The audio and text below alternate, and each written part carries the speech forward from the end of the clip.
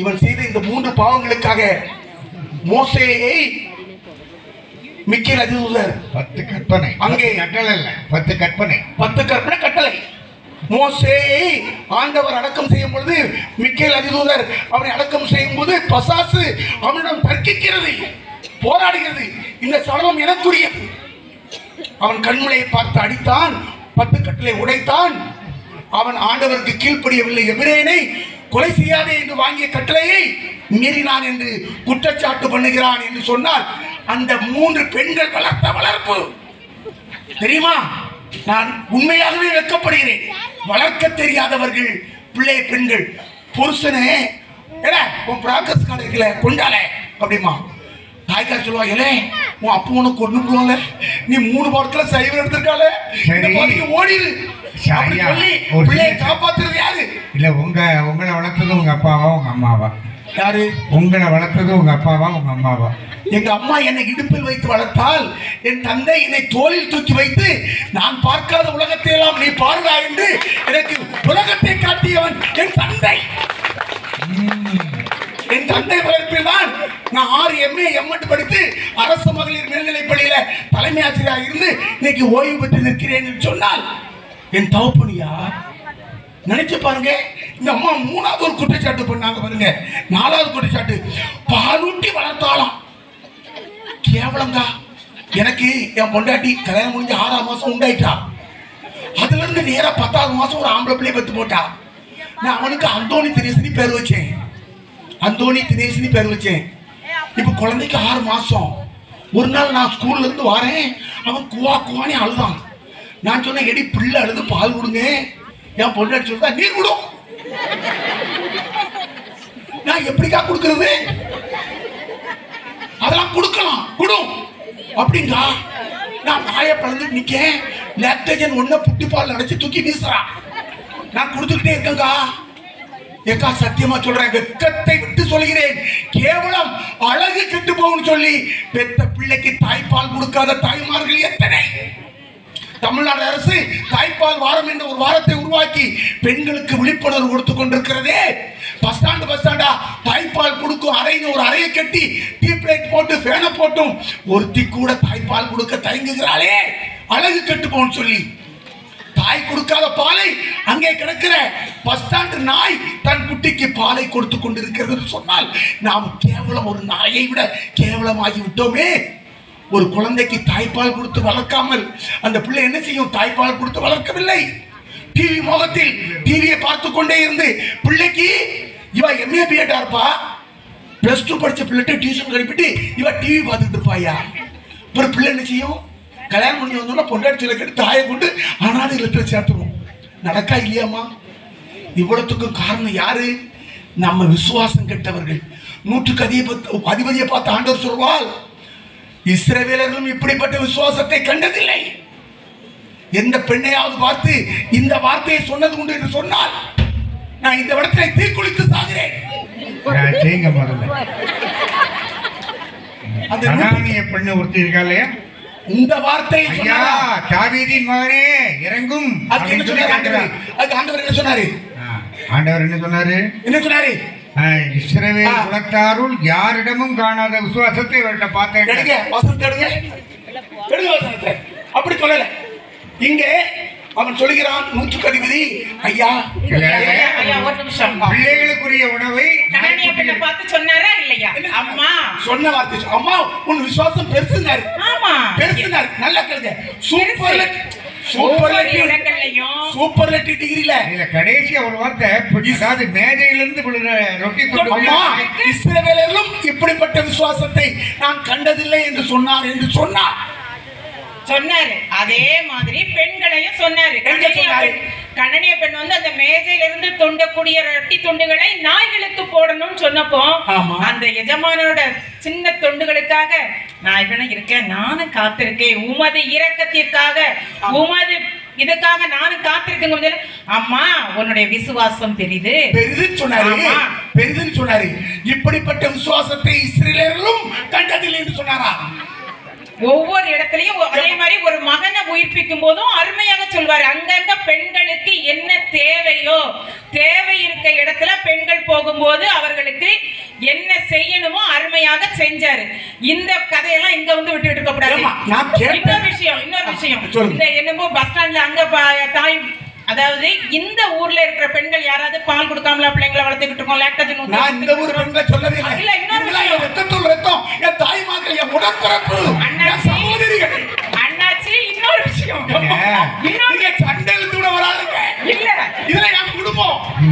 இன்னொரு விஷயம் வன்மையாக கண்டிக்கிறேன். அழகு கெட்டு போயிரும் என்பதற்காக அந்த வார்த்தையை நான் உண்மையிலே வன்மையாக கண்டிக்கிறேன். ஏன்னா எந்த பெண்ணும் தன்னுடைய, அதாவது சூழ்நிலைகள் இருக்கலாம். அன்னைக்கு அவ காலையில வேலைக்கு போயிட்டு ராத்திரி வீட்டுக்கு வரலாம்.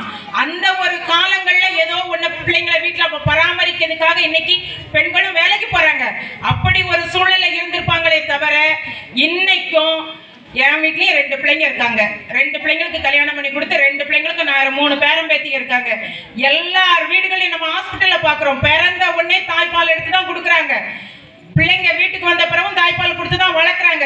சும்மா தேவையில்லாத விஷயத்தெல்லாம் நீங்க பெண்கள் அந்த மாதிரி எல்லாம் பேசுங்க, நாங்க சும்மா இருக்க மாட்டோம். நீங்க இந்த விஷயத்தை நாங்க விட்டு கொடுக்க மாட்டோம். நீங்க உங்க புருஷன் கண்ணத்துல தட்டுவன்னு சொன்னீல இல்லையா? செல்லமா தட்டுவா. அந்த வார்த்தைக்கு முன்னால என்ன சொன்னீங்கறத பார்க்கணும். செல்லமா தட்டுவோம். செல்லமா புருஷன் கண்ணத்துல தட்டுவாங்களாம். நான் கேட்கிறேன், இயேசு கிறிஸ்து திருச்சபையின் தலைவராய் இருப்பது போல கணவனானவன் மனைவிக்கு தலையாயிருக்கிறான். ஆகவே பெண்ணானவள், மனைவியானவள் எல்லாவற்றிலும் கணவனுக்கு கீழ்ப்படிந்து நடக்க வேண்டும் என்று ஆண்டவர் சொன்னாரா இல்லையா? எல்லாவற்றிலும் கீழ்ப்படிந்து நடக்க வேண்டும். அதே போல இனி இருவர் அல்ல, ஒரே உடல். கணவனானவன் தன் தாய் தந்தை விட்டு பிரிந்து மனைவோடு சேர்ந்திருப்பான். இனி இருவர் அல்ல, ஒரே உடல். பிளீஸ், இனி யாரையாவது ஒருவர் அடித்தால் ஐயோ பாவமா இருக்கு, பிளீஸ். நான் இந்த ஒரு வார்த்தையை சொல்லிக் கொடுறேன். கணவன் மனைவியை தட்டினாலும் மனைவி கணவனை தட்டினாலும் அவன் லேகியோன் பிசாசு. ஏன் தெரியுமா? லேகியோன் பிசாசு கல்லறையில் இருந்து கொண்டிருந்தான். தன் உடம்பை தானே காயப்படுத்தி கொண்டிருந்தான்.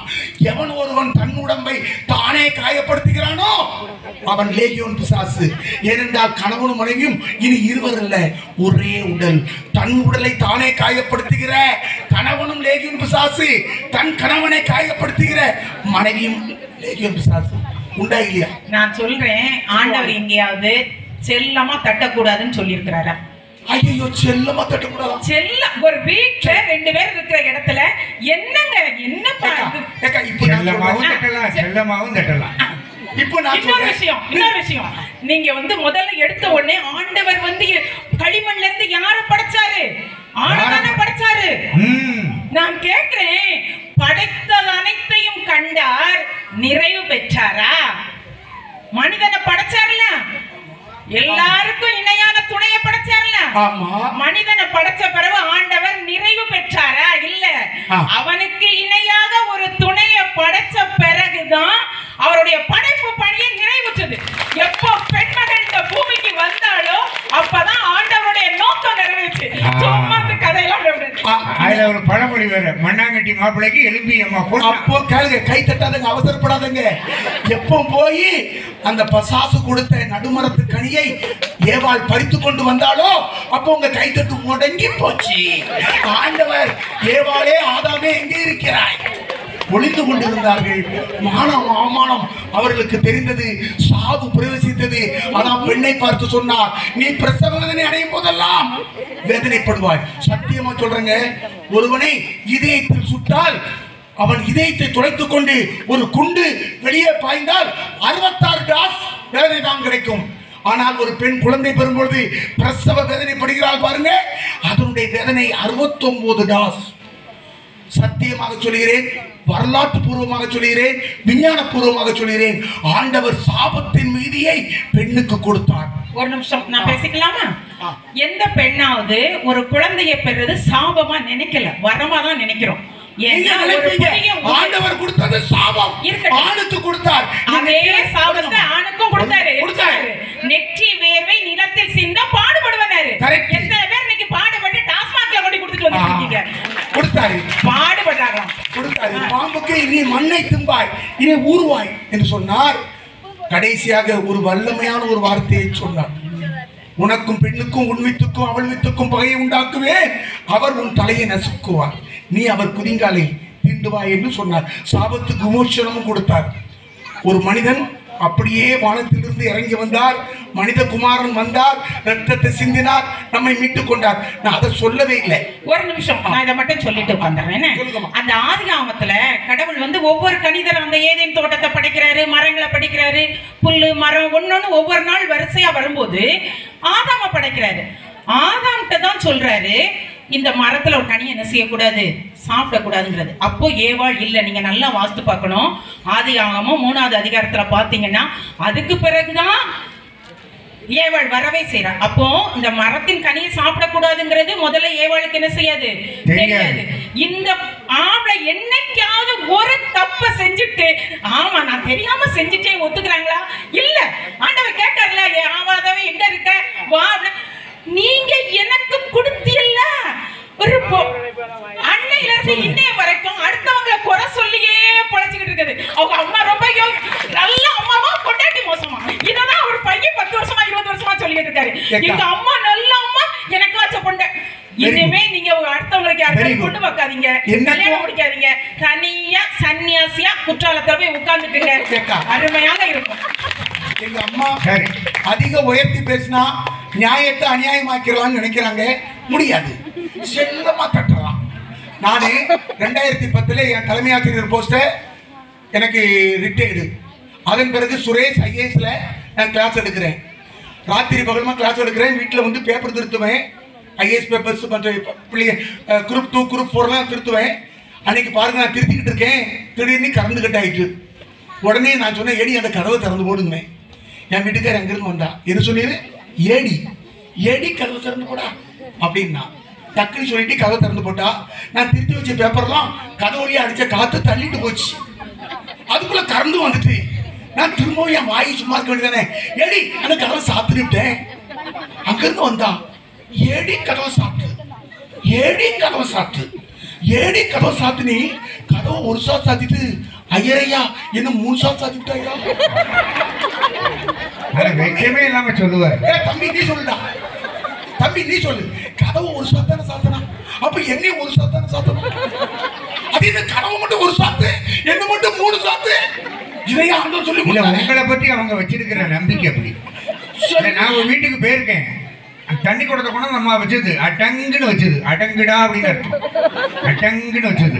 அப்பவே பார்த்தேன், கவனிச்சேன். சேலை கடைக்கு போகலாம், சேலை எடுப்பாகலாம், அதுல அவங்களுக்கு பெருசா.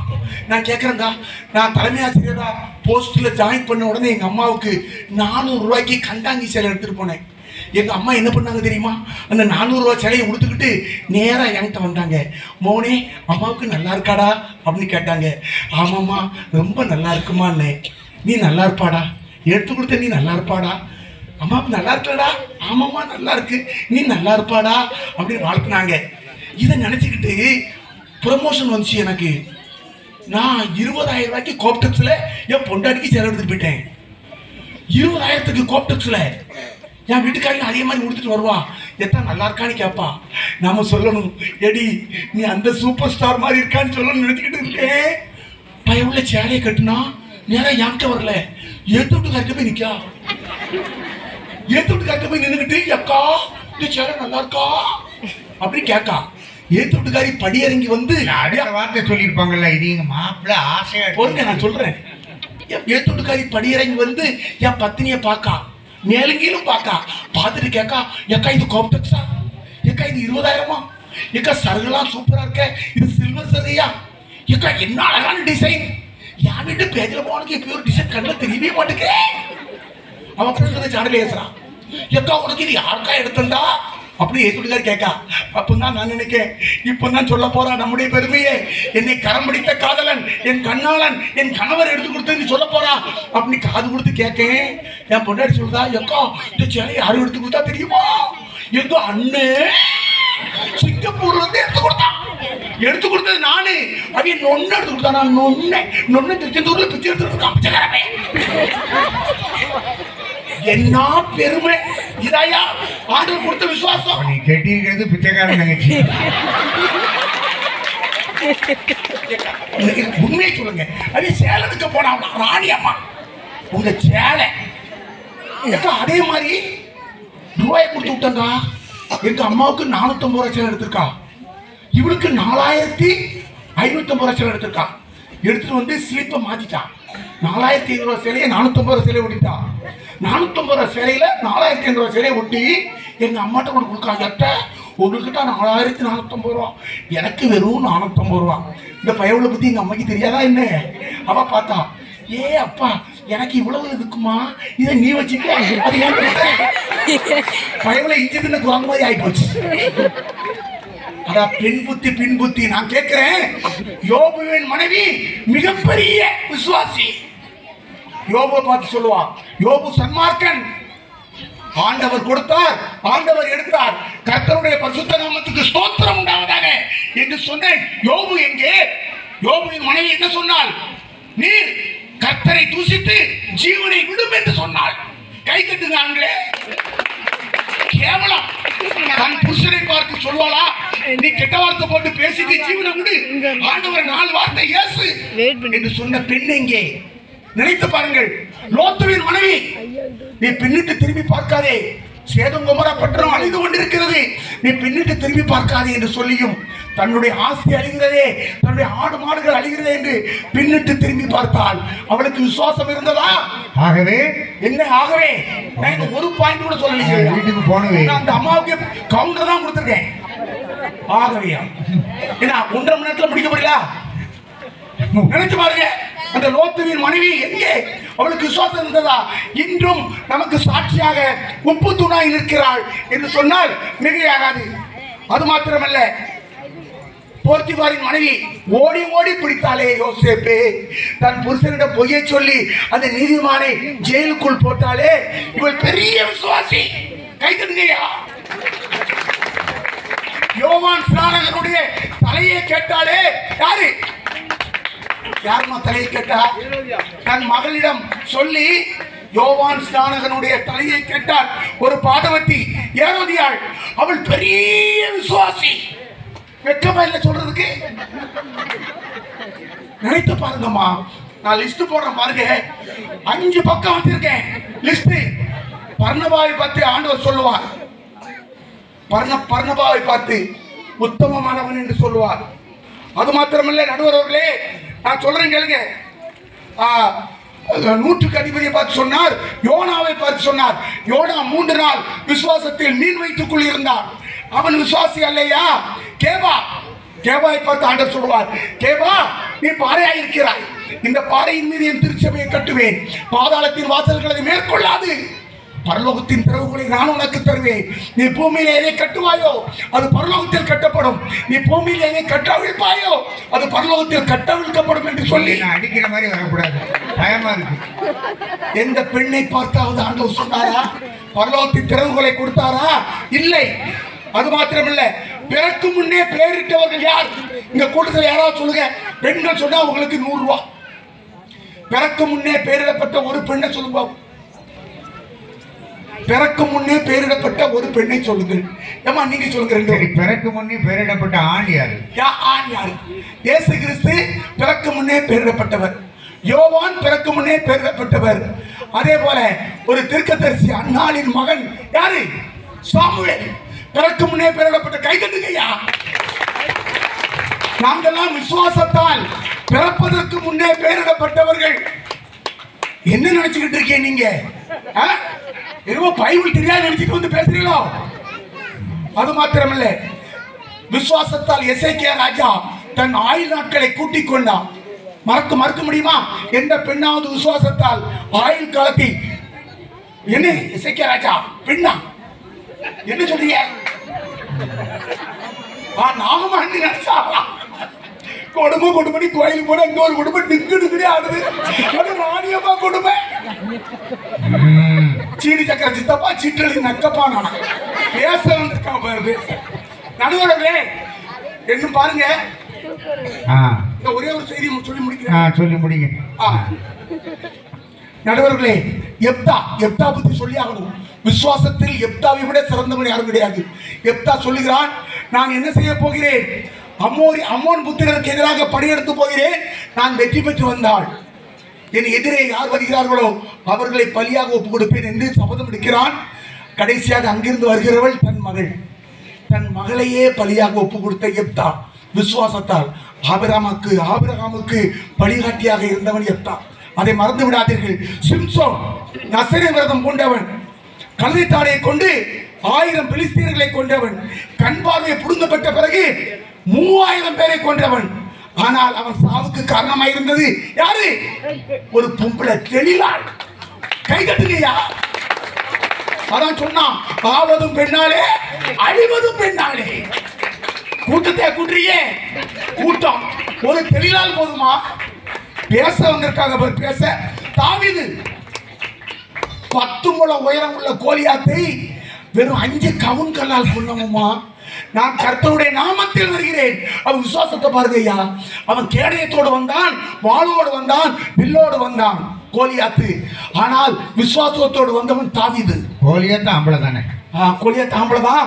அவனையும் கொன்றான், விசுவாசத்தில் கொண்டான். அதனால் தான் ஆண்டவர் ஓசன்னா தாவீதின் குமாரா என்று அழைக்கப்பட்டான். ஓசன்னா பாடுவோம் இயேசுவின் தாசரே, உன்னதத்திலே தாவீது மைந்தனுக்கு ஓசன்னா. எலியா முன்னும் பின்னும் சாலேம் நகர் சின்னப்பாளர் பாடினார். சொல்லுங்க. எலியாவை பற்றி உங்களுக்கு ஒரே ஒரு வார்த்தை சொல்றேன். கேரி தாற்றங்கரையில் காகத்தால் இறைச்சியும் அப்பமும் கொடுக்கப்பட்டவன். எந்த பெண்ணுக்காவது விசுவாசத்தால் அப்பமும் ஏதாவது கொடுத்தார் ஆண்டவர்? இல்லவே இல்லை. விசுவாசத்தால் பெற்றுக்கொண்டவன். அது மாத்திரமல்ல, எலியாவை பாருங்க, எலிசாவை பாருங்க. எலியாவின் சாமியை தூக்கி யோர்தானை 2ஆக பிளக்கிறான். நீங்க பிளந்து பாருங்க பாப்போம். உங்க துப்பட்டா கொண்டு அடிங்க பாப்போம். எது பிளக்கடி பாப்போம். கரிச்சட்டி சோத்து போன கூட பிளந்துக்கும். மற்ற ஒன்றும் பிளக்காதுமா. உங்க விசுவாசத்துக்காக வரைய விசுவாசத்தால் ஒரு நதியே 2ஆக பிரித்தவன். அது மாத்திரமல்ல, இன்னொரு முக்கியமான செய்தி சொல்லி ஆக வேண்டும். ஆண்டவர் கண்ணீர் விட்டது ஒரு ஆம்பளைக்காக. எந்த பெண்ணுக்காகவும் கண்ணீர் விட்டு அளவில்லை. லாசருக்காக கண்ணீர் விட்டு அழுதார். அரிமத்த ஊரானாகிய யோசேப்பு தன்னுடைய சொந்த கல்லறையை கொடுத்து விசுவாசத்தில் சிறந்து விளங்கினான். ஏனோக்கும் எலியாவும் சாவையை காணவில்லை. எந்த பெண்ணாவது சாவை காணாமல் போனதாக சரித்திரம் சொல்லுங்க பார்ப்போம். விசுவாசத்தால் சாவையை காணாமல் அவர்கள் சஞ்சரித்தார்கள். அது மாதிரி நோவா உலகம் அழியப் போகிறது, 40 நாள் வெள்ளம் வரப்போகிறது என்று அந்த விசுவாசத்தில் ஒரு பேழையை கட்டி அவன் தற்காத்துக் கொண்டானே.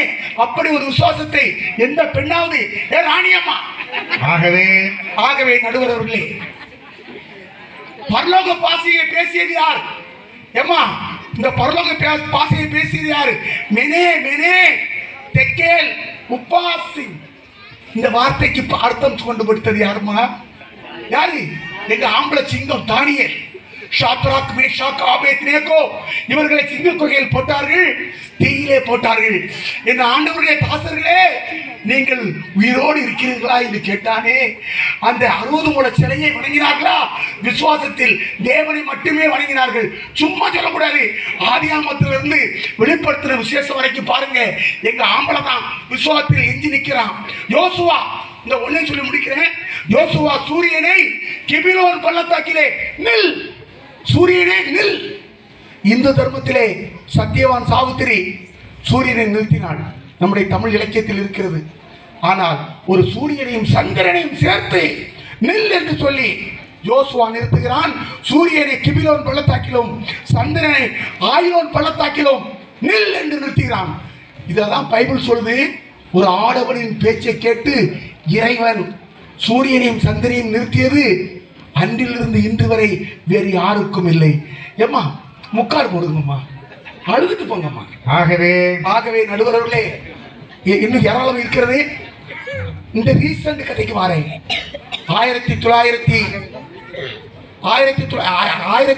2011ஆம் ஆண்டு நம்முடைய கும்பகோணத்திலே ஒரு ஆங்கில பள்ளி, சரஸ்வதி வித்யாலயாங்கிற பள்ளி தீப்பற்றி எரிந்தது.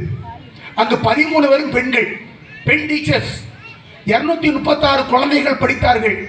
அங்கே ஒரு சத்துணவு ஆயா சத்துணவு வைக்கும்போது தீ வைத்து விட்டாள். அந்த தீ பற்றி எரிந்தது. மாடிக்கு போனது.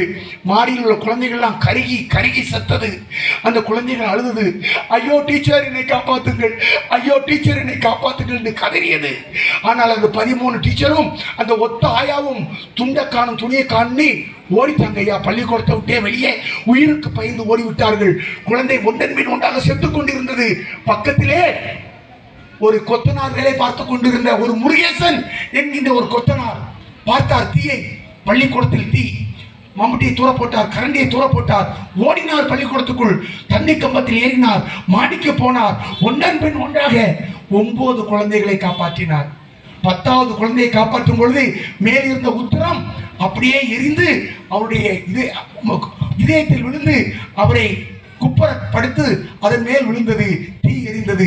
அதற்குள் ஃபயர் சர்வீஸ் வந்து அவரை காப்பாற்றினார்கள். அவரை அரசாங்க ஆஸ்பத்திரியில் சேர்த்தார்கள். குற்றுயிரும் குலவீரமாக கிடந்தார். டாக்டர் சொன்னார், முடிச்சிட்டேன், 24 மணி நேரத்தில் நேரம் கழித்த பிறகுதான் அவர் உயிரோடு இருப்பாரா இல்லையா என்று தெரியும் என்று சொல்லிவிட்டார்கள். கலெக்டர் வந்தார்.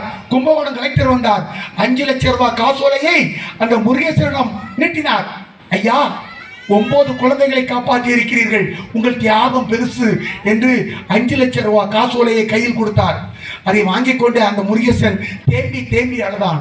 கலெக்டர் நினைத்தார், 5 லட்சம் ரூபாய் காணாது என்று அழுகிறான் போல இருக்கிறது என்று சொல்லி தன்னுடைய பாக்கெட்டில் இருந்து 2 லட்சம் ரூபாய் எடுத்து கையில் கொடுத்தார். அவன் கையில் வாங்கி கொண்டு தூர வீசி விட்டான். 2 லட்சம் ரூபாயையும் அந்த 5 லட்சம் ரூபாய் காசோலையும்.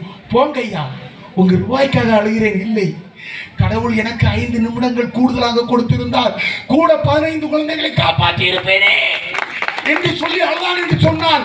அவனுக்கு தான் அந்த தியாக உணர்வு, ஒரு ஆம்பளைக்கு தான் தியாக உணர்வு, விசுவாசம் எல்லாமே ஆண்டவர் படைத்திருக்கார். எல்லா ஆண்களுக்கும் அதிகமான தியாகத்தை கொடுத்திருக்கிறார். மனதில் வைத்துக் கொண்டு நல்ல தீர்ப்பை வழங்கும்படி கேட்டுக்கொண்டு, நீங்க அத்தனை பேர் நீலக்கடல் அலை போல நீடூழி வாழ வேண்டும் என்றும், காஞ்சிமணன் புகழ் போல காவியமாய் வாழ வேண்டும் என்றும் வாழ்த்தி உங்களிடமிருந்து விடைபெறுவது தூத்துக்குடி செல்வராஜ். வணக்கம். பட்டிமன்ற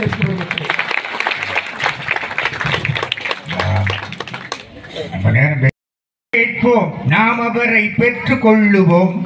காணாமல் போன ஆட்டுக்குட்டியே தேவமந்தையோடு சேர்ந்து கொள்ளுவாய். அற்புதமா பேசியிருக்கிறார் செல்வராஜ். அவருக்கு வாழ்த்துக்கள், பாராட்டுக்கள். இதற்கெல்லாம் பதில் சொல்வதற்காக சிங்கையிலிருந்து என்னுடைய மாணவி மெர்லின்.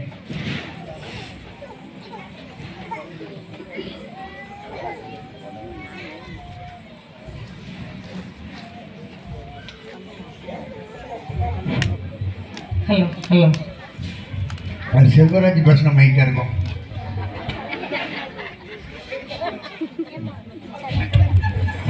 Hello hello.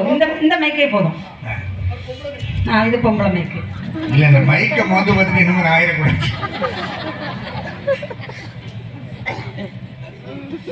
தத்துவ ஞானம் புத்தியில் பெற்றது யூத நிலத்தினிலே, சத்திய வேதம் நின்று நிலைத்தது தாரணி மீதினிலே. எத்தனை உண்மைகள் வந்து பிறந்தது இயேசு பிறந்ததிலே, இத்தனை நாளும் மானிடர் வாழ்வது இயேசுவின் வார்த்தையிலே. வில்லினில் நான் தோற்று வீழ்த்துகின்ற வேந்தரை போல் சொல்லிலே வீழ்த்துகின்ற சுத்த தமிழனாம் எங்கள் நடுவர் அவர்களே. ஓ, பரவாயில்லம்மா, நீ நல்லா பேசுற. நடுவர் அவர்களே, உங்களை புகழ்ந்தாதான் எங்களுக்கு பேச்சு வரும். மரத்தில் அடித்து இறக்கினால் அது ஆணி, மனிதனை ஏற்றி விட்டால் அது ஏணி, கடலை கிழித்து சென்றால் அது தோணி, கிரிக்கெட்டில் சிக்ஸர் அடிப்பது எங்கள் டோனி, இந்த பட்டிமன்றத்தை கலக்குவது உங்கள் பாணி. ஆமா, அதுல உங்க அணிக்கு தலைமை ஏற்பது ராணி. உண்மை கருத்துக்களை ஓங்கி உரைத்து அமர்ந்திருக்கும் எண்ணெய் தோழியை, பொய்யான கருத்துக்களை ஒப்பனைக்காக பேசவும் அமர்ந்திருக்கும் எதிரணியினரே. என்ன பாக்குறீங்க சித்தப்பா? சித்தப்பா நடுவர் அவர்களை நல்ல ஊருக்கு கூட்டிட்டு வந்திருக்கீங்க. அற்புதமான ஊர். மக்களை பாருங்க, வாயெல்லாம் பல்லு வரப்பல்ல நல்லா எவ்வளவு அழகா இருக்காங்க பாத்தீங்களா? இந்த மற்ற மக்கள்கிட்ட நம்ம பேசிட்டே இருக்கலாம் போல இருக்கு. திருச்செந்தூர் கடல் அழகு, கடலுக்கு அலை அழகு, அலைக்கு மண் அழகு, மண்ணுக்கு விண்ணழகு, விண்ணுக்கு மேகம் அழகு, அந்த மேகத்திற்கு இந்த ஊர் மக்கள் தாங்க அழகோ அழகு. யாரும் மயங்க மாட்டாங்க. கல்லிலே வடித்த சிற்பம் காலத்தில் அழியாமல் நிலைத்து நிற்பது போல, நல்லவர் பெற்ற ஞானம் நற்புகழாய் புகழ் பெறுவது போல, எங்கள் பட்டி பட்டிமன்றத்தை ஆவலாக ரசித்துக் கொண்டிருக்க ரசிக பெருமக்களே, உங்கள் அனைவருக்கும் முதலில் வணக்கத்தை கூறி உங்களிடம் பேசுவதற்கு இந்த அரியாசனத்தை சரியாசனமாக தந்த அந்த இறைவனுக்கு முதல் நன்றி கூறி என் வாதத்தை ஆரம்பிக்கின்றேன். இப்பதான் ஆரம்பிக்கிற நடுவர் அப்படியே அவ்வளவு சீக்கிரம் முடிக்க மாட்டோம். நடுவர் அவர்களே, சமுதாய நிலையை பற்றி ஒரே ஒரு லைன் பேசிட்டு நான் என்னுடைய வாதத்தை ஆரம்பிக்கிறேன். அதாவது முன்னாடி காலத்துல வந்து சமுதாயத்துல நம்ம எல்லாரும் ஒன்று சேர்ந்து இருங்க, கைகோர்த்து இருங்க, கூடி இருங்கன்னு சொன்னாங்க. இப்ப கொஞ்ச நாளா எப்படி சொன்னாங்க? விழித்திரு, தனித்திரு, பிரிந்திரு. பாத்தீங்களா நிலைமையை? பாத்தீங்களா? அந்த தனிமையில் இருந்தால் பைத்தியம்னு சொன்னாங்க. இன்னைக்கு தனிமையில இருந்தா வைத்தியம்னு சொல்றாங்க. அன்னைக்கு தும்முனா தீர்க்க ஆயுசு அப்படின்னாங்க. இன்னைக்கு தும்முனா தீர்ந்தது ஆயுசு. கொரோனாவின் கொடும் காலம் எப்படி எல்லாம் ஆயிட்டு பாத்தீங்களா? நடுவரவர்களே, இன்னைக்கு வந்து நம்ம பைபிளை பற்றி பேச போறோம். இந்த வரலாற்றுல வந்து நம்ம பாடம் படிக்கும் போது கிறிஸ்துவுக்கு முன், கிமு, கிபின்னு 2 இருந்துச்சு பாத்தீங்களா? கிறிஸ்துவுக்கு முன், கிறிஸ்துவுக்கு பின். இதுதான் உண்மையான இயேசுவின் வரலாறு. அதாவது வந்து ஒரு மனிதர் உயிரோடு இருந்தார், வாழ்ந்தார் என்பதற்கு அடையாளமே இதான். கிறிஸ்து பிறப்புக்கு முன், கிறிஸ்து பிறப்புக்கு பின். இது நம்ம மட்டும் எழுத, கிறிஸ்தவங்க மட்டும் சொல்லல, உலகமே வரலாறு தான். ஆமா. அந்த பழைய ஏற்பாடுல கடவுள் இறைவாக்கினர் வழியா பேசினார். அப்படிதானா? படைப்பு, அவர்களுடைய விசுவாசம், அழிவு எல்லாம் சொன்னாங்க. புதிய ஏற்பாடுல அந்த இறைமகனே மனிதனா வந்து வாழ்ந்து காமிச்சார். அதுக்கு வந்து ஒரே ஒரு பைபிள நல்ல உதாரணம். 1 கொரிந்தியர் 13ஆம் அதிகாரத்துல அன்பை பற்றி அழகா சொல்லியிருப்பாங்க. இறைவாக்கு உரைக்கும் வரம் என்னிடம் இருந்தாலும், அறிவெல்லாம் எனக்கு இருந்தாலும், மலைகளை பெயர்ந்த அளவுல என்னுடைய விசுவாசம் எனக்கு இருந்தாலும், அன்பு மட்டும் இல்லைன்னா ஒண்ணுமே கிடையாது. அந்த அன்புக்கு இணையாக தான் இறைமகன் இயேசுவை ஈன்றெடுத்தாலே தாய், அந்த அம்மா இருக்காங்க. அப்படித்தானே? பைபிள்ல எல்லாமே அன்பு இருக்கு, பொறுமை இருக்கு, சகிப்பு தன்மை இருக்கு. எல்லாத்துக்கும் முழு அடையாளம் தான் அந்த தாய். அந்த தாயே போதாத விசுவாசத்துக்கு வேற என்ன வேணும்? நடுவரவர்களே, முதலில் பெண் என்பவள் யார்? பெண்ணை வந்து இந்த சமுதாயம், பெண் என்பவள் பூவை போன்றவள், பெண் என்பவள் வந்து மென்மையானவள், அவள் நிலவை போன்றவள். சொல்லிட்டு போறாரு பாருங்க. ஆனா என்ன அழகான வார்த்தை! பூவை போன்றவள், நிலவை போன்றவள், மென்மையானவள். ஏன் பெண்ணை சூரியனை போன்றவள் சொல்லிருக்க வேண்டியதானே சித்தப்பா? சொல்லலையே. ஏன்?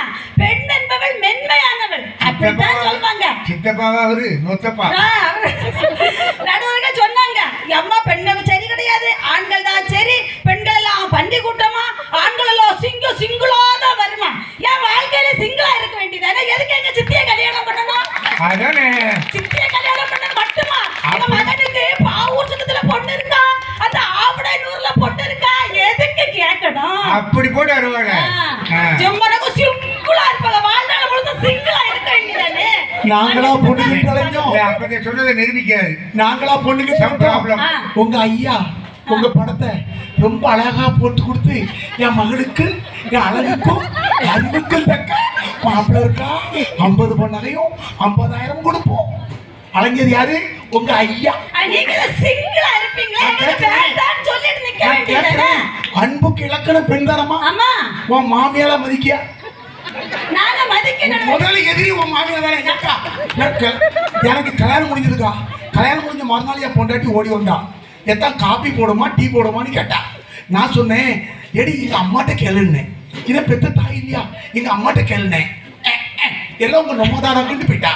மத்தியானம் வந்தா, எத்தான் மீன் குழம்பு வைப்போமா, பருப்பு குழம்பு வைப்போமா. எங்க அம்மாட்ட கேள்வி செல்லன்னே. சாயந்தரம் வந்தா, எத்தான் பூ வாங்கி தாங்கன்னா எங்க அம்மாட்ட கேள்வி செல்லன்னே. ஒரு இடிச்சுட்டு போயிட்டா. நான் அங்க சுத்தி இங்க சுத்தி ராத்திரி 10 மணிக்கு பெட்ரூம் கதவை தட்டுறேன். பாதி கதவை திறந்துட்டு தலையை வெளியே விட்டு பார்த்து உன் அம்மாட்ட போய் கேட்டுவான்டா. நான் எதுக்குக்கா சொன்னேன்? நீ மாமியார மருமகளும் சந்தோஷமா இருக்கணும், அன்பா இருக்கணும்னு சொன்னேன். அதுல இருந்து பாதவதி எங்க அம்மாவை படுத்துற பாடு இருக்கே, ஐயா அந்த கடவுளுக்கே ஏற்காதுக்கா. இந்த பாடு படுத்தல சித்தப்பா. மாமியார் மருமகளுக்குள்ள 1000 இருக்கும். நீங்க எதுக்கு இடையில வர்றீங்க? நீங்க எதுக்கு இடையில வர்றீங்க? அதான் சொன்னாங்க, என்னமோ 20,000 சாரி கட்டுறாங்க, என் பொண்டாட்டி என்ன இப்படி தலையை சிலுப்பி போட்டுட்டு வருவாளா? ஏன் தெரியுமா? அழகுக்கு தாங்க அழகு சேர்க்க முடியும். நாங்க 20,000 ரூபாய் பட்டு கட்டினாலும் ஜம்முன்னு இருப்போம். உங்களால முடியுமா? 50,000 இல்ல 1,00,000 கட்ட முடியுமா? அவர் இந்த கோட்டு போட்டு நம்ம பாவூர் பஸ் ஸ்டாண்ட்ல உட்கார்ந்திருக்காரு. அவன் பேண்ட் ஷர்ட்டுக்கு அட்வான்ஸ் கொடுக்க வந்திருக்கான். நடுவர்களே, ஒரு நாட்டின் மதிப்பு தங்கத்தான், ஒரு வீட்டின் மதிப்பு பெண்ணா. 5 5 10 பெண்கள் தாங்க கெத்து. வாழ்க்கையே ஒரு ரிங்கு, அதுல பெண்கள் தாங்க கிங்கு. நடுவர்களே, பைபிளில் பெண்களை பற்றி அதிகம் பேசப்படல. சித்தப்பா அழகாக சொன்னாங்க, அப்படியே எழுதி வச்சு வாசித்தாங்க பாத்தீங்களா? ஒரு 100 பேர். உண்மைதான், ஆமோதிக்கிறேன் சித்தப்பா. ஆனா பெண்களை பற்றி அதிகம் பேசப்படவில்லை என்றாலும் வரலாற்று பதிப்பில் அதிகப்படுத்துகள் பெண்கள் தான். அதுக்கு முதல் உதாரணம் எங்க ராணியம்மா அழகா சொன்னாங்க. கல்வாரி பயணத்துல பாருங்க, எவ்வளவு கொடூரமான பயணத்திலும் கையில் துணியோடு நெஞ்சில் துணிவோடு போனாலே வெரோனிகாள். இதை விட என்னங்க வேணும்? இதை விட என்னங்க வேணும்? ஏமா அங்க ஒரு ரோனிகா மட்டும் தான் இருந்தாளா கல்வாரியில? ஆம்பளை ஒருத்தர் இல்லையா? ஒருத்தரும் கிடையாது, ஒரு சீடர்கள் இருந்தாங்களா? Fraud, international fraud. அங்கே யோவான் நின்று கொண்டிருந்தார். அந்த யோவானிடம் தன் தாயை மரியாளை இதோ உன் மகன் என்று ஒப்படைத்தார். அது கடைசியில, உங்க தாத்தா தலை கடைசியில. முதல்ல யாரும் வரவே இல்லை. இரவை கேட்டு நிலவு வருவதில்லை, பகலை கேட்டு சூரியன் வருவதில்லை, கடலை கேட்டு அலை வருவதில்லை, மேகத்தை கேட்டு மழை வருவதில்லை. உங்க கைதட்ட மட்டும்தான் கேட்டு இங்க வந்திருக்கோம். நீங்க கைதட்டினாதான் எங்களுக்கு பேச முடியும். ஆமா, பிக்சர் பிக்சர் சொன்ன செஞ்சுட்டாங்க பாத்தீங்களா? அந்த நடுவர்களுக்கு சித்தப்பா பழி போட்டுட்டே இருந்தாங்களே. நான் கேக்குறேன், பைபிளில் ஆண்கள் பெண்களை பழி போட்டது ஒரு உண்டு தெரியுமா? என்ன பழி போட்டாங்க தெரியுமா? விபச்சாரத்தில் பிடிபட்ட பொண்ணை கொண்டு பழி போட்டாங்க. எல்லாருக்கும் நம்ம தெரிஞ்ச விஷயம் தான். விபச்சாரத்தில் ஒரு பெண்ணை பிடிச்சு கொண்டு வந்தாங்களே, அந்த விபச்சாரத்தில் ஈடுபட்ட ஆணை எங்க போனா? விபச்சாரத்தில் ஈடுபட்ட ஆண் எங்க போனா? அப்ப அதுல இருந்து எங்களை எவ்வளவு அடக்கி வைக்கீங்க பாத்தீங்களா? ஆண்டவர் கரெக்டா சொல்லிட்டார்ல, உங்களில் பாவம் செய்யாதவர்கள் முதலில் இவள் மேல் கல்லெறியட்டும். ஒரு ஆம்பளங்க இருந்துச்சா? வரலாற்று பெருசா பைபிள ஆண்களை வச்சு சொல்லி இருக்காங்க. அதத்தான் இதயம் பேசுகிறது ஆசிரியர் மணியன் சொன்னார். Jesus Christ is the first man who raises the status of the woman. இயேசு கிறிஸ்து தான் முதல் மனிதர் பெண்ணுடைய நிலையை உயர்த்தி காட்டியவர். கைதட்டுங்கய்யா. ஒரு பெண்ணினுடைய நிலையை உயர்த்தி காட்டுவதற்கு ஒரு ஆண் தேவைப்படுகிறான் அம்மா. ஆனா பழி போடுறது ஆண்கள் தானே. இப்ப சாதாரண வீட்டுல எடுத்து பாருங்க, யாராவது போய் இடிச்சுட்டாங்க கதவுல, நம்ம என்ன சொல்லுவோம்? நான் போய் கதவுல இடிச்சேன்னு சொல்லுவோமா? சொல்ல மாட்டேன். கதவு இடிச்சிச்சு. அந்த என்னன்னா எங்க சித்தப்பா கல்லு தட்டிட்டுமா, கல்ல தட்டும், கல்ல தட்டி இருப்போம். கல்லு தட்டிடுச்சு. அப்படியேதான் பழி போடுறதா உங்க என்ன சொல்ல சித்தப்பா? நடுவர்களே, இயேசுவை வழி நடத்தியது தாய்.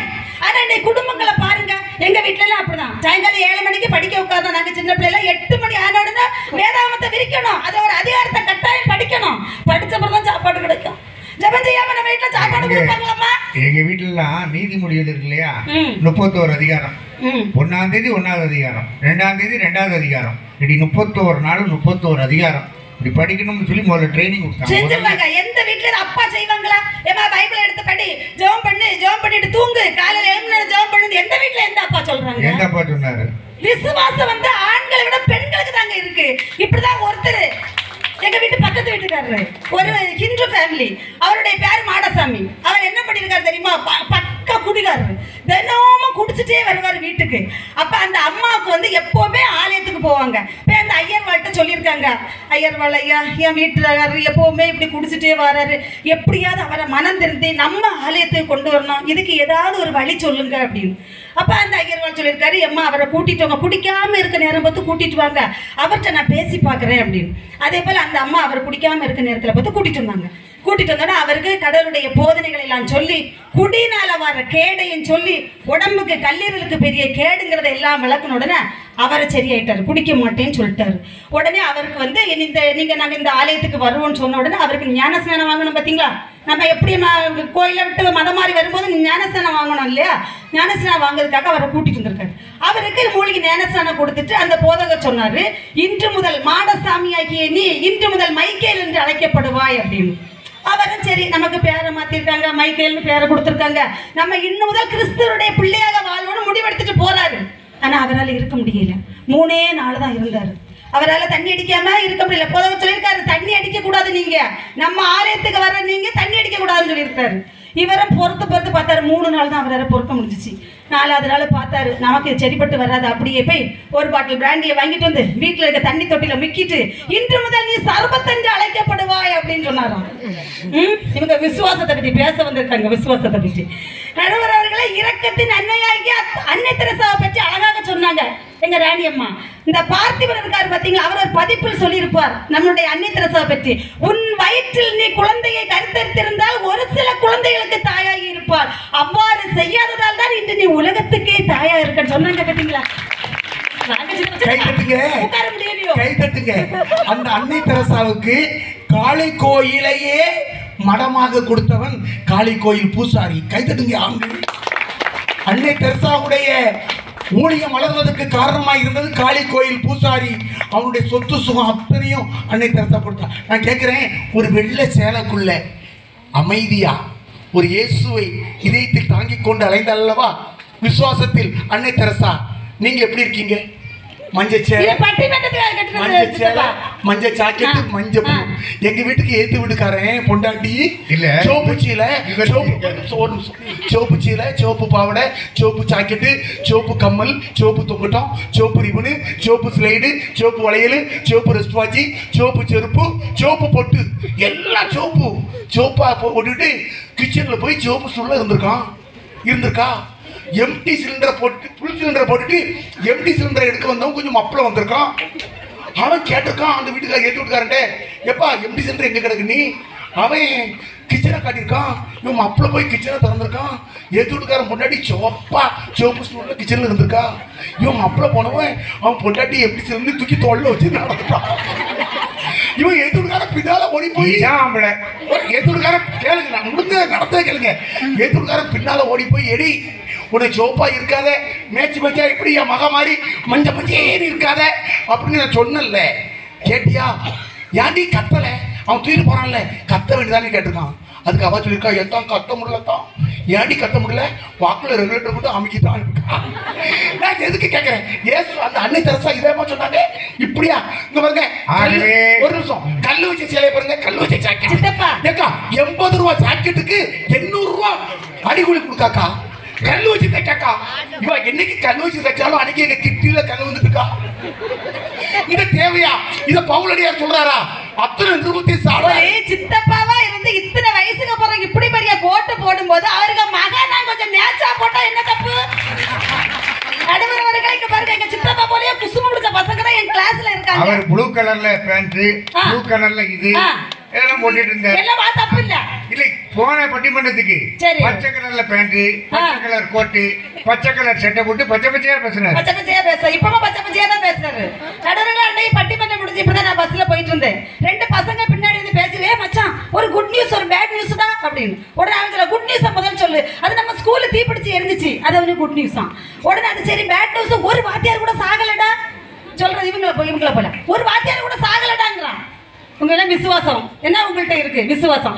நடுவர்களே நான் கேட்கிறேன்னா, இன்னைக்கு தடுக்கி விழுந்த ஆங்கில மீடியம் ஸ்கூல் தான் இருக்கு. அந்த இங்கிலீஷ் மீடியம் ஸ்கூல்ல எங்கேயாவது ஆயா அப்பா போட்டிருக்காங்களா? ஆயா அப்பா எங்கேயாவது நம்ம கேள்விப்பட்டிருக்குமா? ஆயா அம்மா தான் உண்டு. ஏன் தெரியுமா? பெண்களாகிய எங்க கிட்ட தான் விசுவாசமாகிய அன்பு, சகிப்புத்தன்மை, பொறுமை, நிதானம் எல்லாம் பெண்களாகிய எங்க கிட்ட இருக்கு. எங்க கிட்ட இருக்கிறதுனாலதான் அங்க வந்து ஆயா அம்மான்னு போடுறாங்க. அப்படியே பிள்ளைய தூக்கி அவங்க பிள்ளை மாதிரியே அப்படியே பிடிச்சு விட்டு பிள்ளை என்ன வெளியே போனால கழுகி விட்டு எவ்வளவு அழகா ஆயா அம்மா பாக்குறாங்க பாத்தீங்களா? தாய் மாதிரி. அதானே நடுவர்களே என்ன சொல்றமே, நம்ம இந்த பூமியை எவ்வளவோ காயப்படுத்துறோம். பிளாஸ்டிக்க போட்டு அந்த தண்ணியை கூட உள்ள போக விடாம அமுக்குறோம். இவ்வளவு நம்ம கஷ்டப்படுத்த பூமி தாய் இன்னைக்கு நம்ம அவ்வளவு பேரு தாங்குத. என்னை போட்டு பிளாஸ்டிக்க போட்டு நினைக்கிறா இந்த பாரு அப்படின்னு அந்த கையை விரிச்சிட்டோம்னா நம்ம எல்லாரும் உள்ள போயிடுவோம்.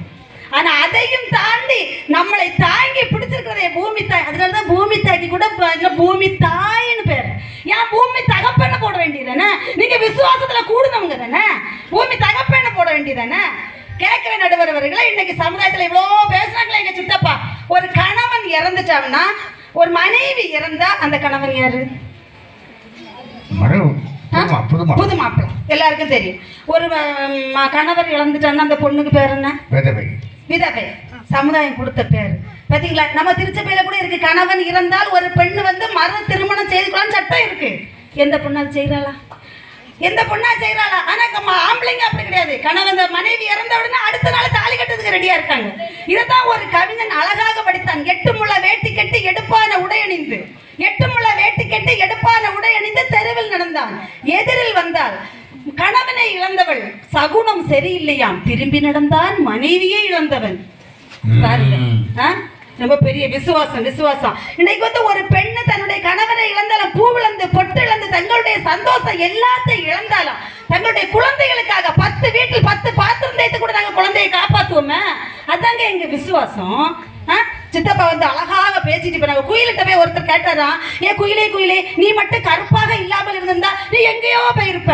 கடல்ல போய் சொன்னார், ஏன் கடலே கடலே, நீ இவ்வளவு உப்பாக இல்லாமல் இருந்திருந்தால் நீ எங்கேயோ போயிருப்ப. ரோஜா மலர்கிட்ட போய் கேட்டார், ஏன் ரோஜா மலரே, உன்னை சுற்றி இத்தனை முட்கள் இல்லை என்றால் நீ எங்கேயோ போயிருப்ப அப்படின்னு. உடனே அந்த 3 சேர்ந்து அவர்கிட்ட என்ன சொல்லிச்சேன் தெரியுமா, இப்படியே நீ அடுத்தவங்களை குறை பேசாம இருந்திருந்தா நீ எங்கேயோ போயிருப்ப. அதே போல எங்க சித்தப்பா குறை பேசாம இருந்திருந்தா எங்கேயோ போயிருப்பாங்க. இல்ல மகளே, உங்ககிட்ட இயேசுவின் அன்பும் விசுவாசம் இருந்தா நீ எங்கேயோ போயிருப்பா. நினைச்சு பாருங்கம்மா, 2010 ஒரு சின்ன சம்பவம் நடந்தது. நான் சிறுவைகுண்டத்தில் வேலை பார்த்துட்டு இருந்தேன். அப்போ இந்த டெலிஃபோன்லாம் கிடையாது. எங்கள் வீட்டுக்கு தந்தி வந்துச்சுமா. தந்திக்காரன் தந்தியை கொண்டு தந்தான். நான் அதை வாங்கி படிக்கல, கையெழுத்து போட்டுட்டு இருந்தேன். என் வீட்டுக்காரிக்கு எங்கள் அம்மாவை பிடிக்காது. அவள் கிச்சனில் எனக்கு டீ போட்டுட்டு இருந்தா. அங்கேருந்து பார்த்தா தந்தியை எதான் நம்ம வீட்டுக்கு தந்தி வந்துட்டு தெரியும், உங்க அம்மா செத்துருப்பா வேண்டாம். எங்க அம்மா செத்துருப்பாளாம். பட்டக்கடி தந்தியை பிரிச்சு பார்க்க செத்தது அவ அம்மை. இப்போ சொன்னாக்கி இவன் வாயை பிளந்துருவான், இப்போ சொல்லக்கூடாது அப்படின்னு கம்பெனி இருந்தேன். அவன் நினைச்சிட்டா மௌனம் சம்மத்து கிடையாலும் செத்தது எங்க அம்மா நினைச்சிட்டா. அவளுக்கு சந்தோஷம் தாங்க முடியல. கிச்சனுக்குள்ள ஓடுனா பழைய கஞ்சை புழிஞ்சி தயிர் சட்டியில் போட்டு விரவி, எத்தான் சாப்பிடுங்கத்தான், எத்தான் ஐயர்வாள் வரணும், ஈமச்சடங்கு நடக்கணும், கோயிலுக்கு கொண்டு போகணும், அடக்கம் பண்ணணும், அதுக்கு பிறகு தான் சாப்பாடு கிடைக்கும். இப்படி நீங்க நல்லா சாப்பிடுங்கண்ணா. நமக்கு என்ன செத்ததாவா அம்மா, நல்லா தின்ன. மறுபடியும் பொண்டாட்டி கிச்சனுக்குள்ள ஓடுறான். ஒரு பாட்டில் ஹார்லிக்ஸ 1 லிட்டர் பசும்பால்ல தட்டி டிர்னு கலக்கி, எத்தான் குடிங்கத்தான், எத்தான் உங்களுக்கு ஈமச்சடங்கு நடக்கிற வரைக்கும் டீ கிடைக்காது. உங்களுக்கு ஈமச்சடங்கு நடக்கிற வரைக்கும் எங்க அம்மா நினைச்சு சொல்றா, குடிங்கத்தான். நமக்கு என்ன செத்ததாவா அம்மா, நல்லா குடிச்சேன். தூத்துக்குடி சிறுவைகுண்டத்துல அடுத்த அம்மானா உங்களுக்கு அவ்வளவு சந்தோஷமா இருக்கு. சிறுவைகுண்டத்துல வந்து தூத்துக்குடிக்கு வந்தோம். அவன் நினைச்சா ஆமியா செத்ததுல இவ்வளவு சந்தோஷம் இருக்கு அவளுக்கு. நான் சிறுவைகுண்டத்துல தூத்துக்குடிக்கு வந்தோம். அவன் நினைச்சா ஒரு ஆட்டோ பிடிச்சி எங்க வீட்டுக்கு போவேன். செத்தது எங்க அம்மா நினைச்சா. நான் ஓடி போய் திருச்செந்தூர்ல ஏறினேன். திருச்செந்தூர் பஸ்ல ஏறினேன். ஏன்னா நான் 6 மணி நேரம் பன்னியார் மாவட்டம் தான் கட்டியிருக்கேன். திருச்செந்தூர் பஸ்ல ஏறினோன்னு அவளுக்கு சந்தேகம் வந்துட்டு, என்னதான் திருச்செந்தூர் பஸ்ல ஏறியேன்னா. அப்பதான் சொன்னேன், அவனி செத்தது உங்க அம்மனி அப்படின்னு. அம்மா பயவுல 3 அவங்க பேசுற நேரத்தை நீங்க எடுத்துக்கிட்டீங்க. பயவுல 3 குட்டியை நடிச்சு பஸ்ஸுக்கு வெளியே பொத்துட்டு விழுந்து கிடக்கா. நான் போய் தூக்கி நிறுத்தி கேட்டேன், எடி எங்க மச்சத்தா பழைய கஞ்சில தயிர் ஊற்றி அடிக்கணும், உங்க மச்சத்தா எங்க மச்சத்தா 1 பாட்டில் ஹார்லிக்ஸ் 1 லிட்டர் பால்ல தண்ணி குடிக்கணும், உங்க மச்சத்தா இந்த பார்சியாலிட்டி காட்டுறியே, இதுதான் இயேசு கற்பித்த விசுவாசமா கேட்டேன். தலை குனிஞ்சு நின்னாயா. என் மகளும் இன்னைக்கு தலை குனிஞ்சு நிக்காயா. நடுவர்களே, கர்த்தர் நாம் கேட்பதற்கு முன்னையே நம்முடைய தேவைகளை அறிந்தவர் தான். அதே போலதான் நம்ம வீட்டுல குறிப்பறிந்து நமக்கு செயல்படுவது தாய் தானே. குறிப்பறிந்து செயல்படுவது தாய் தானே. நடுவர்களே, சோறு நன்றாக இருந்தால் அண்ணன் சாப்பிடுவான், சோறு சுவையாக இருந்தால் அப்பா சாப்பிடுவான், சோறு நன்றாக இருந்தால் அக்கா சாப்பிடுவான், சோறு மீதி இருந்தாதாங்க நம்ம அம்மா சாப்பிடுவாங்க. அப்படிதானே? அவ்வளவு ஒரு தாயை பற்றி நீங்க இப்படி விசுவாசம் இல்லைன்னு பேசலாமா சித்தப்பா? நடுவர் அவர்களே, பூமிக்கு அடியில் இருக்கும் நீரை கிணற்று மூலம் முகம் தெரிவது போல, பசுவின் உடம்பில் இருக்கும் குருதி மடியில் பாலாக வருவது போல, இந்த உலகத்திலே ஒவ்வொரு வீட்டிலும் இறைவன் இருக்க முடியாது என்பதற்காக தான் தாயை படைத்தான். அந்த தாயை நம்ம பார்த்து பைபிள்ல பார்க்கும்போது எப்படிங்க நமக்கு விசுவாசம் இல்லைன்னு சொல்லலாம். இந்த இடியப்பத்தை எடுத்து பாருங்க. இடியப்பம் வந்து ஒரு அப்படியே சிக்கல் இருந்ததா, எங்க தொடங்கி எங்க முடியுதுன்னு இடியப்பத்துக்கு தெரியாது. ஏதாவது தெரியுமாப்பா இடியப்பத்தை பார்க்கும்போது? அதே போலதான் நாங்க உங்க பார்வையில கொஞ்சம் சிக்கல் நிறைஞ்சவங்களா தான் இருப்போம். ஆனா அந்த இடியப்பத்தை 6 வயது முதல் 60 வயது வரை உள்ளவங்களுக்கு சாப்பிடலாம், மென்மையானது. உங்களுக்கு எங்களை பார்த்தால் சிக்கல் நிறைந்தவளாக இருந்தாலும் நாங்க தாங்க மென்மையானவங்க. நடுவர்களே, இன்னைக்கு ஒரு இறந்த வீட்டுக்கு போறோம்னு வைங்கலாம். அங்க போனா அந்த இறந்தவங்களை சுத்தி யார் உட்கார்ந்துருப்பா? கொஞ்சம் யோசித்து பாருங்க, யார் உட்கார்ந்துருப்பா? ஆம்பளைங்க எல்லாம் வெளியில உட்கார்ந்துருப்பாங்க, ஆம்பளைங்க எல்லாம் வெளியில உட்கார்ந்துருப்பாங்க. ஆனா அந்த பொம்பளைங்க அப்படியே நம்ம சங்கீதத்தை எடுத்து வச்சு அப்படியே பாடுவாங்க பாத்தீங்களா?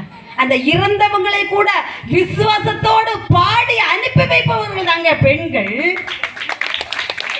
பாம்பிற்கு கால்கள் கிடையாது, மீனுக்கு இறப்பை கிடையாது, முதலைக்கு நாக்கு கிடையாது, நண்டுக்கு கழுத்து கிடையாது, நத்தைக்கு முடி கிடையாது. எங்க சித்தப்பாவுக்கு எதுவுமே கிடையாது. மண்டையில நடுவர் அவர்களே, இன்னைக்கு ஒரு பெண்ணை எடுத்து பாருங்க. அவள் பெயரில் பாதி கணவனுடையது, உயிரில் பாதி குழந்தையுடையது. ஒரு கண்ணில் சூரியன், இன்னொரு கண்ணில் சந்திரன், 2 விழிகளையும் மூடி அவள் தூங்கியது கிடையாது. அவள் வாழ்ந்த வீட்டுக்கு வாழ்க்கைப்பட்ட வீட்டுக்கு இடையில காற்று மழை பனி எல்லாத்தையும் கடந்து அவள் வந்து வாழ்ந்துட்டு இருக்காளே. இப்படிப்பட்ட பெண்களை பார்த்து என்னமோ விசுவாசம் இல்ல விசுவாசம் இல்ல விசுவாசம் இல்லைன்னு சொல்லிட்டு இருக்கீங்களா? சித்தப்பா, நான் சொல்றேன், தாரம் தாங்க உங்களுக்கு ஆதாரம். தாரம் இல்லைன்னா நீங்க வர சேதாரம். மௌலே, செத்த வீட்டுல நீங்க தான் அழுதுகிட்டு இருக்கீங்க. அந்த செத்தவனை தூக்கி கொண்டு போடுறது அந்த 4 பேரு. அந்த 4 ஆம்பளை இல்லைன்னா சவம் போய் சேராது. நினைச்சுக்க மௌலே. வாய்ப்பு கொடுத்தா நாங்க செய்ய மாட்டோம்னா சொல்லுவோம். பாரு, சவுலுக்கும் தாவீதுக்கும் சண்டையே கிடையாது. இந்த சண்டையை மூட்டுல யார் தெரியுமா? ஒன்ன மாதிரி பொம்பளை. சவுலு கொண்டது 1000, தாவீது கொண்டது 16000. கும்மி அடிச்சுல பாவிகளா நீங்க? கும்மி அடிச்சிய தாவீதுக்கும் சவுலுக்கும் சண்டை இருந்து விட்டீங்களேம்மா. வெக்கமா இல்ல உங்களுக்கு?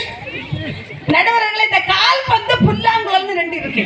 கால் பந்து புல்லாங்குழல். அந்த கால் பந்து எங்க சித்தப்பாண்டியில உள்ளவங்களை போல, புல்லாங்குழல் நாங்க பெண்களாகிய நாங்க.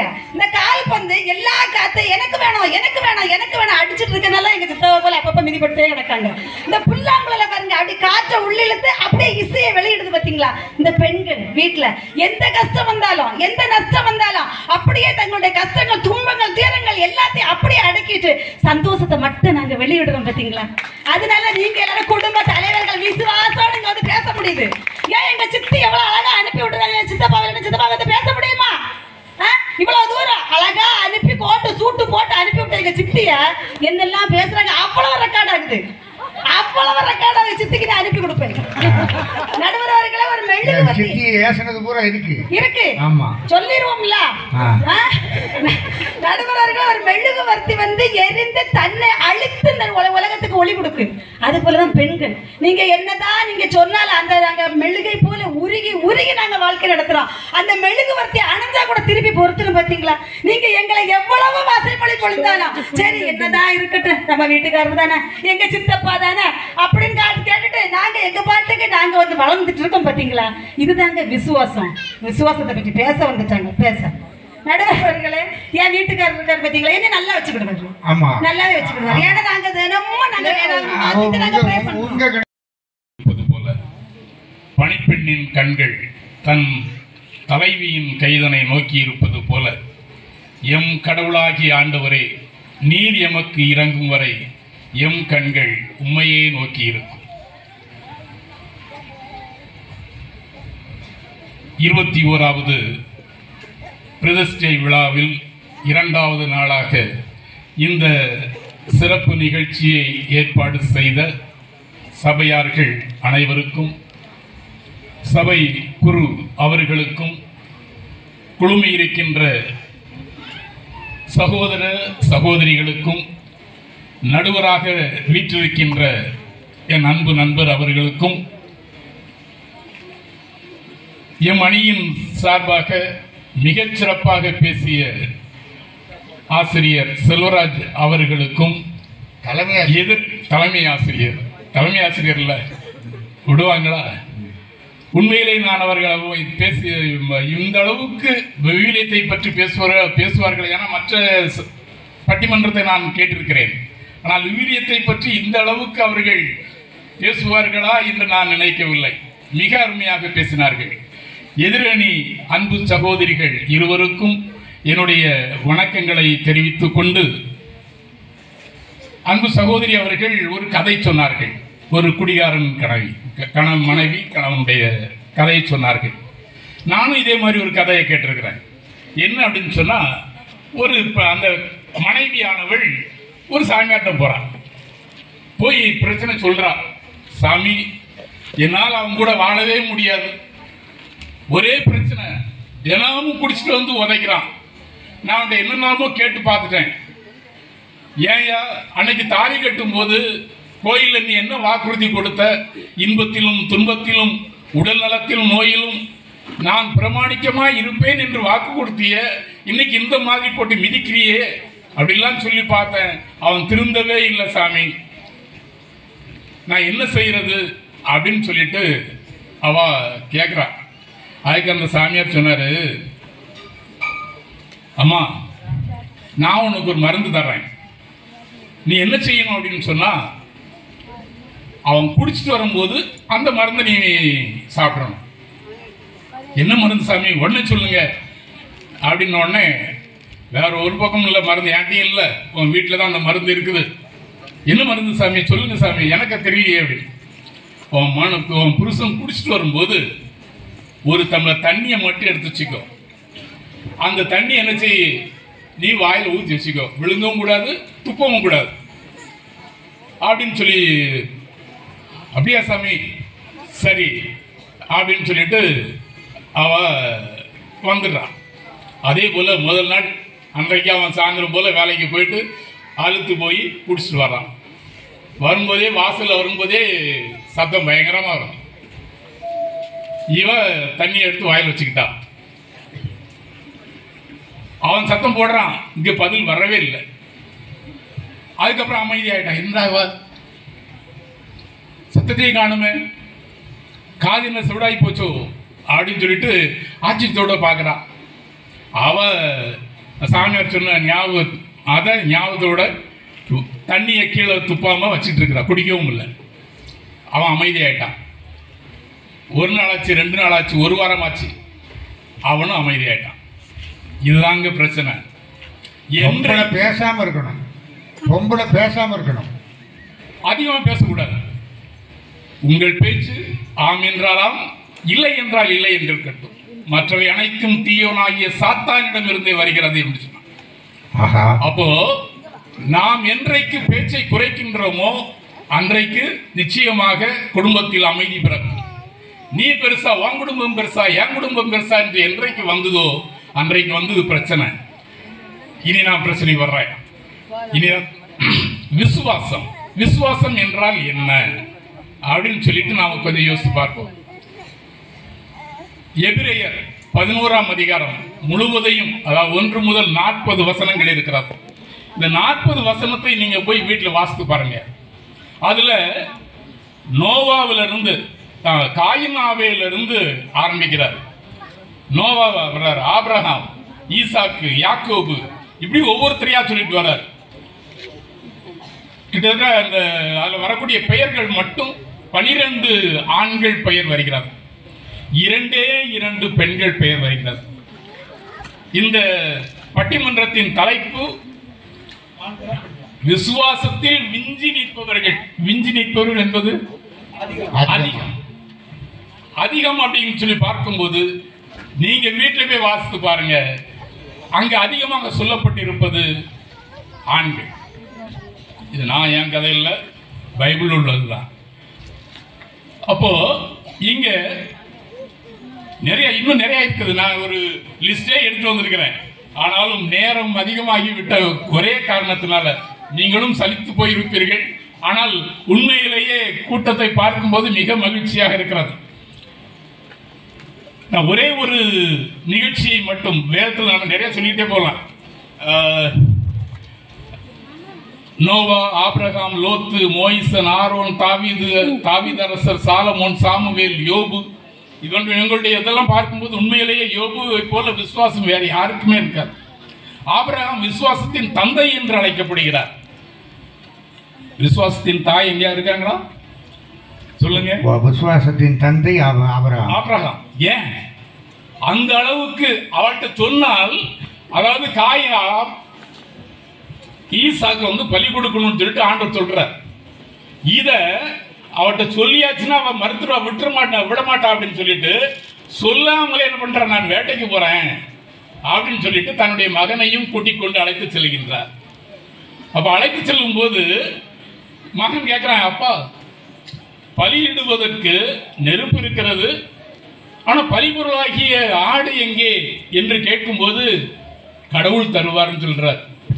அங்கே போய் மலையில கூட வந்த பணியாட்களும் மலைக்கு அடிவாரத்தில் நிப்பாட்டிட்டார்.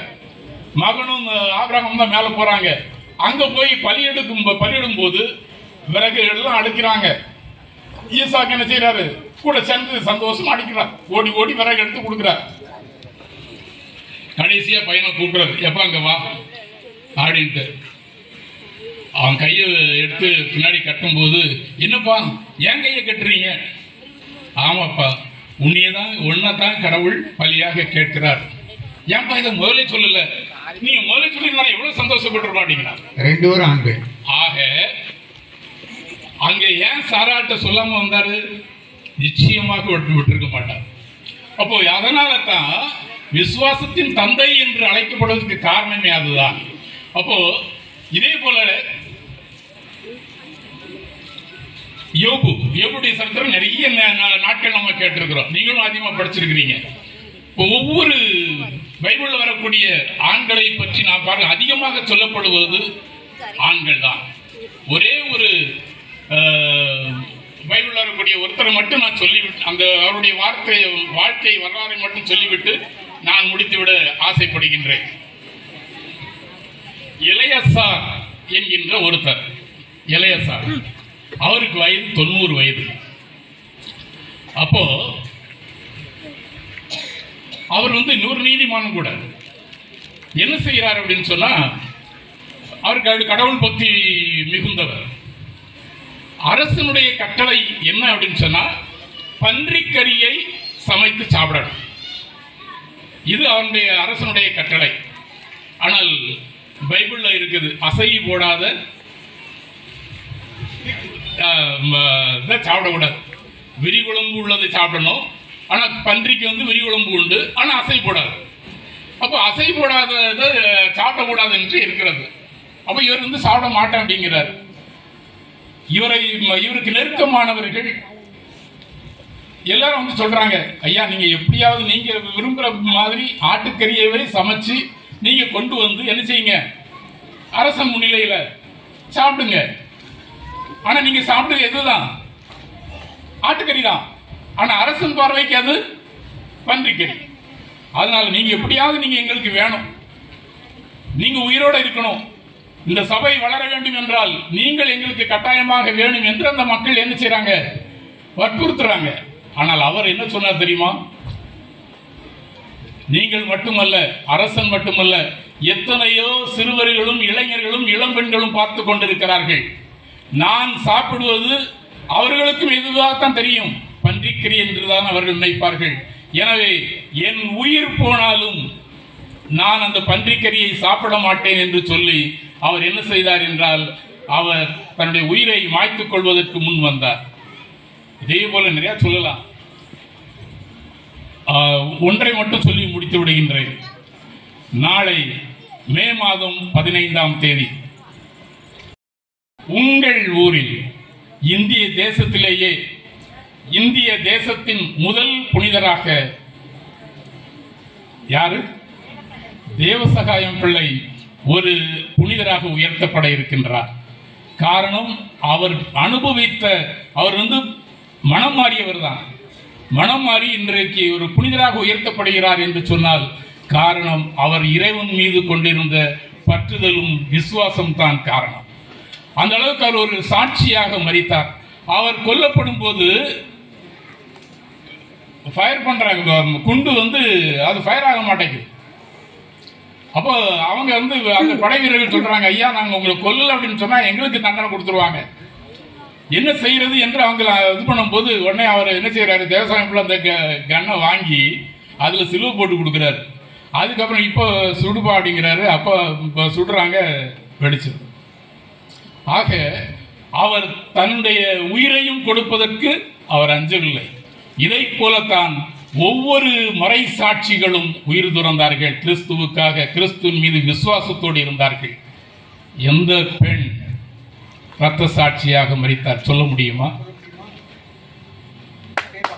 அன்புக்குரியவர்களே, இங்கே நான் ஆண்கள் தான் பெருசு பெண்கள் தான் பெருசு என்று சொல்வதற்காக வரவில்லை. உண்மையில் நாம் எந்த அளவுக்கு கிறிஸ்துவின் மதிப்பீடுகளில் வாழ்வதற்கு நாம் தயாராக இருக்கின்றோம். இன்றைக்கும் நமக்குள் நான் கிறிஸ்தவன் என்று சொல்லிக்கொண்டு எனக்குள் எத்தனை கடவுளுக்கு விரோதமான செயல்கள் இருக்கிறது.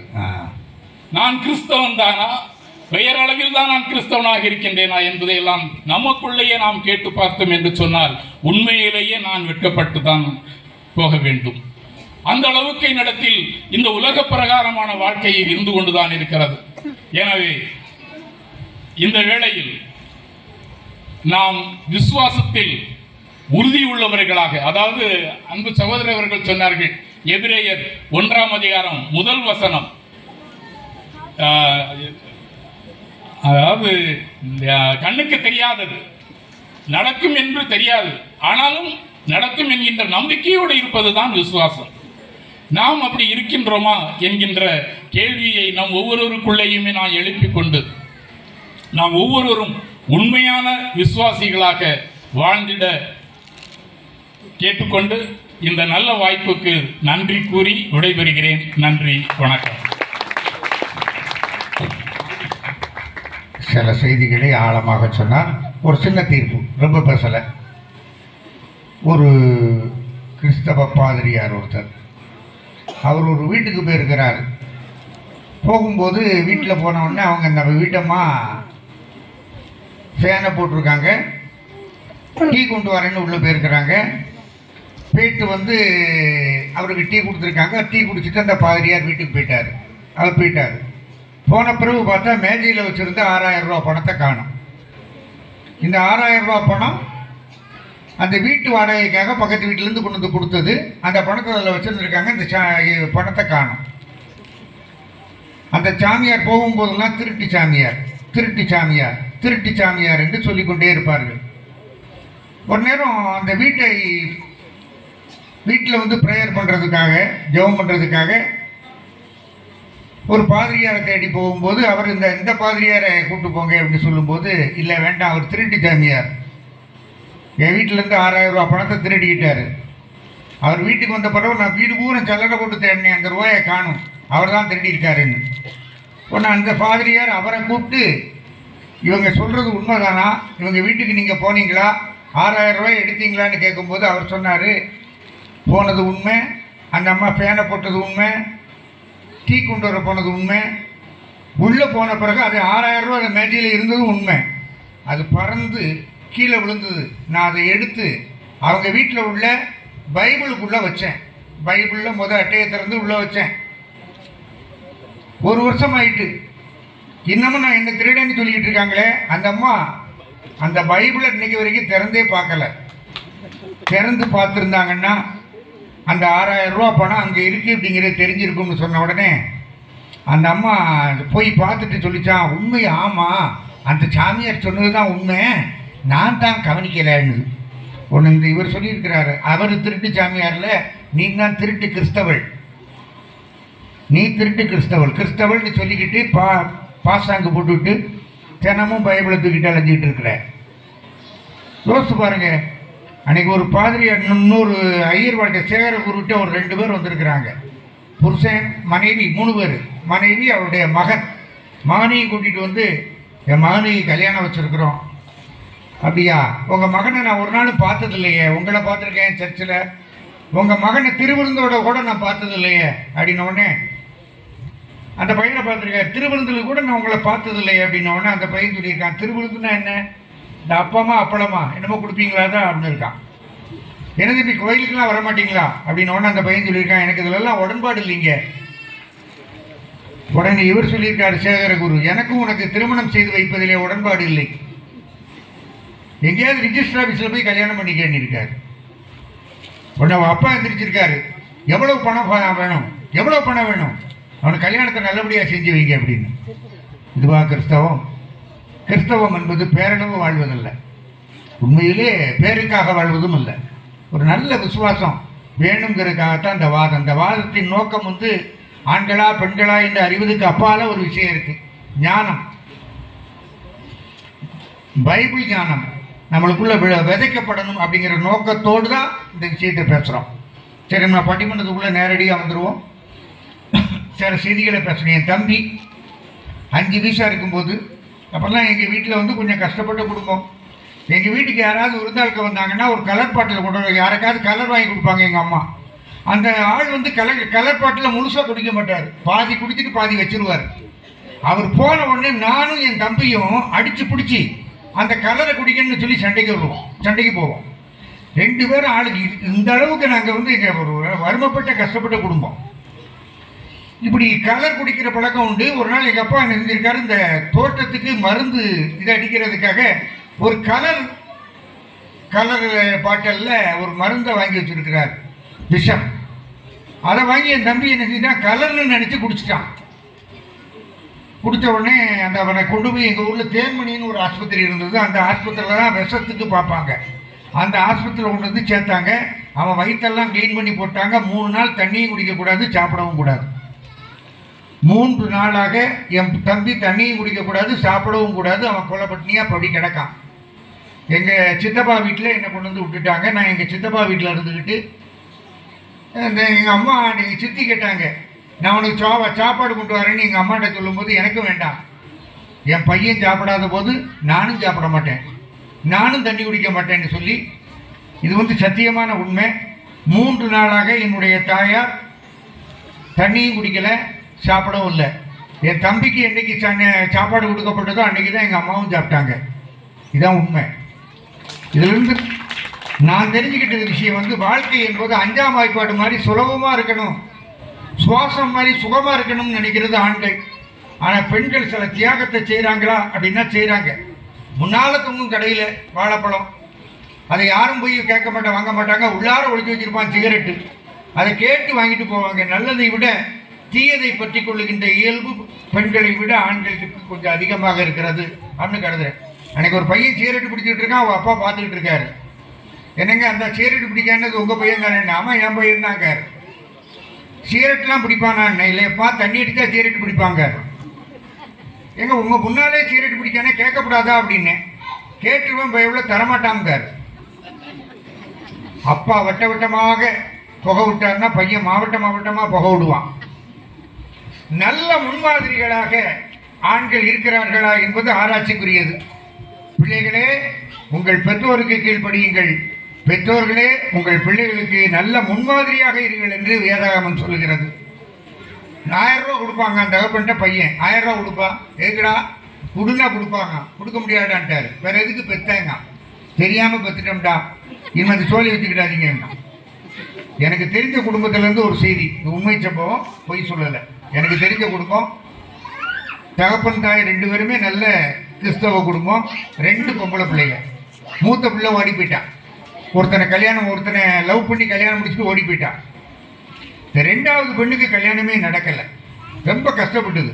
மூத்தவ ஓடி போயிட்டாளாமன்னு சொல்லி இவங்க வீட்டில் யாருமே பொண்ணு எடுக்கலை.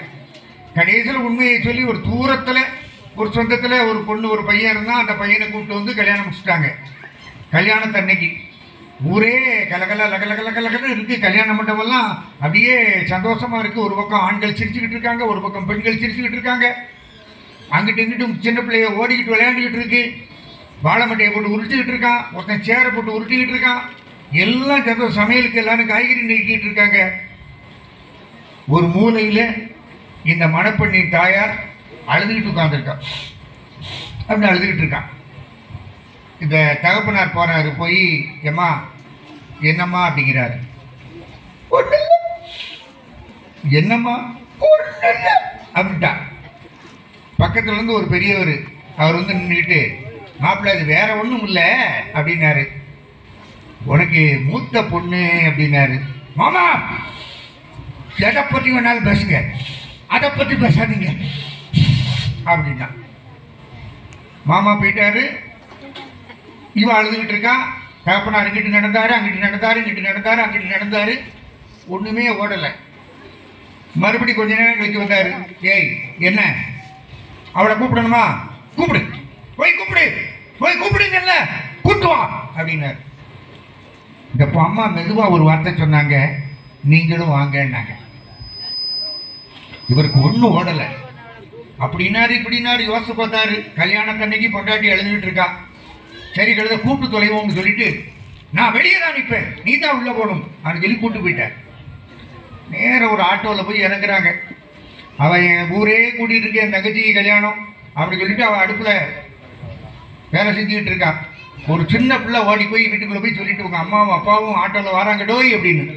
அவள் கறி துணியோடு அப்படியே ஓடி வந்து அப்படியே வாசலில் நிற்கா. அந்த அம்மையும் அப்பாவும் இறங்குறாங்க. அப்பா இறங்கலை, ஒரு காலம் மட்டும் வச்சுக்கிட்டு லேசாக அப்படி பார்த்துக்கிட்டு நிற்காரு. இந்த பிள்ளை ஓடி போய் அம்மா அப்படின்னு சொல்லி ஓடி போய் கட்டி பிடிச்சிக்கிட்டான். கட்டி பிடிச்ச உடனே இந்த அம்மாக்காரி தலையில் போட்டு முத்தம் கொடுத்தான். அம்மா நல்லா இருக்கேம்மா, நல்லா இருக்கேம்மா, நல்லா இருக்கே தாய், நல்லா இருக்கே தாயின்னு சொல்லி முகத்தை தடவுறா, அதை தடவுறா.